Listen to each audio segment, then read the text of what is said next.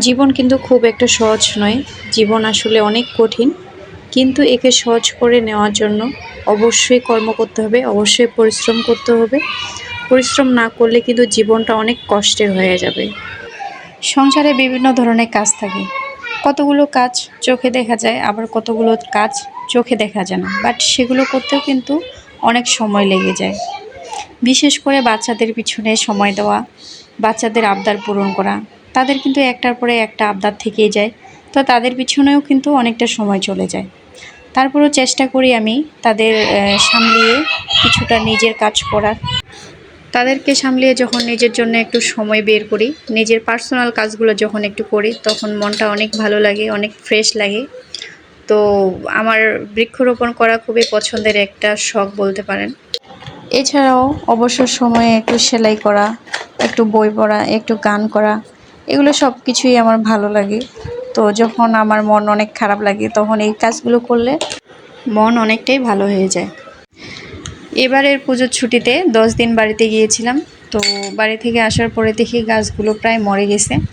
তো কয়েকদিন জল ঢেলেছি, জল ঢালার পরও দেখি কতগুলো গাছ আবার জীবিত হয়েছে, আবার কতগুলো গাছ একেবারেই শুকিয়ে গেছে।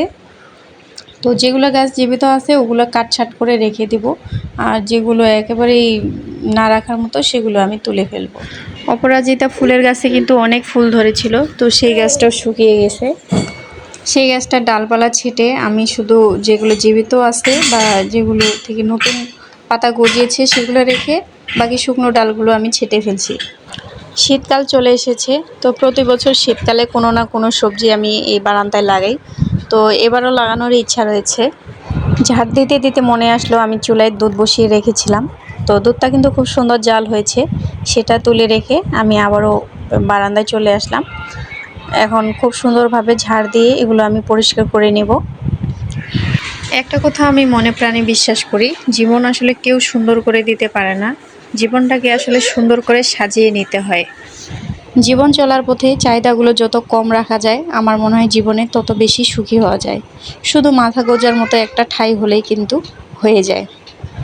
তো কথা বলতে বলতে অনেক কথাই বলে ফেললাম। এগুলো আসলে সম্পূর্ণ আমার মনের কথা, জানি না আপনাদের কেমন লাগবে। যদি ভালো লেগে থাকে অবশ্যই আমার পেজটিকে ফলো দেবেন, আর চ্যানেলে হলে সাবস্ক্রাইব করবেন। এর মধ্যে আমি কয়েকটা তুলসী গাছ তুলে ফেলেছি। তুলসী গাছগুলো কতগুলো আবার মৃত, আবার কতগুলো জীবিতও ছিল। তো এর মধ্যে যেগুলো বেশি বয়স হয়েছে সেই গাছগুলো আমি তুলে ফেলেছি, কারণ আরও তুলসী গাছ রয়েছে। এছাড়াও আমি আরও চারা লাগিয়েছি। মনটা খারাপ লেগেছিল কারণ আমার বারান্দা কিন্তু তুলসী গাছ দিয়ে ভরা ছিল।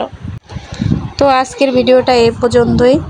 দেখা হবে পরবর্তী কোনো নতুন ভিডিওতে। ততক্ষণ পর্যন্ত আপনারা সকলে ভালো থাকবেন, সুস্থ থাকবেন। ধন্যবাদ সবাইকে।